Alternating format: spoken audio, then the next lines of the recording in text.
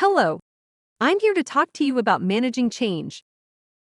There are lots of definitions of change, but my favorite definition is change is just a disruption in expectations. So you're probably wondering what I mean by a change in expectations.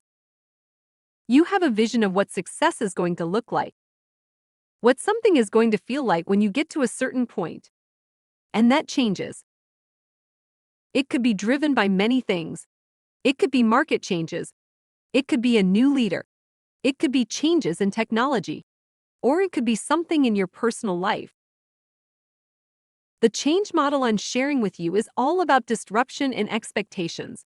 And it's about any type of change, whether it's positive, neutral, or negative. There are a few important components to the change model. One is that every change starts with an ending. And second is that we use change and transition interchangeably, but in this model, they are specifically different.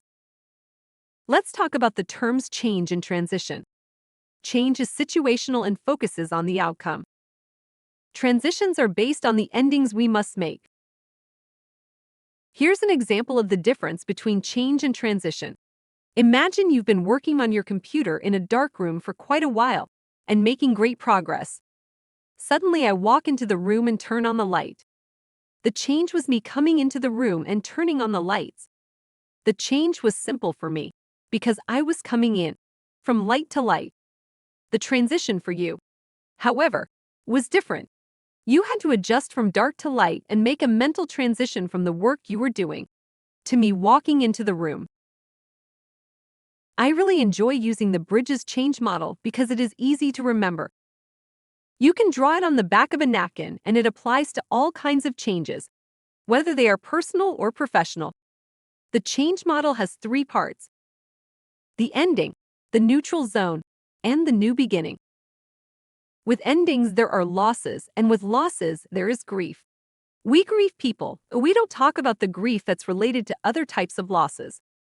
Let's take a look at the stages of grief. We recognize these when we lose a person, but they also show up in the workplace. Shock and denial may show up as confusion, fear, and blame. Anger can show up as anxiety, embarrassment, or even shame. Depression and detachment can just be the blahs.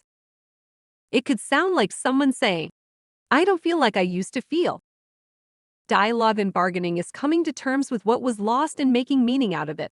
I want to talk about it again and again. And eventually we get to acceptance. The thing that I want to point out here is that you don't get to check off one box to move to the next. It is fluid. So one day you may feel like you're close to acceptance, and the next you may feel anger. You're probably wondering how to deal with endings. Well, here are a few suggestions. The first is to treat the past with respect. You may be getting a new IT system and have been very frustrated with the system you were using before. You need to remember that system brought you to the place you are now, supported you, and people worked hard on making that system successful. Don't say, "Just get over it." Understand when you say that it can make people more rooted in the past and hold on. Accept and expect grieving, but understand that you can help people move forward by defining what's ending and what's not. Thank you for joining us.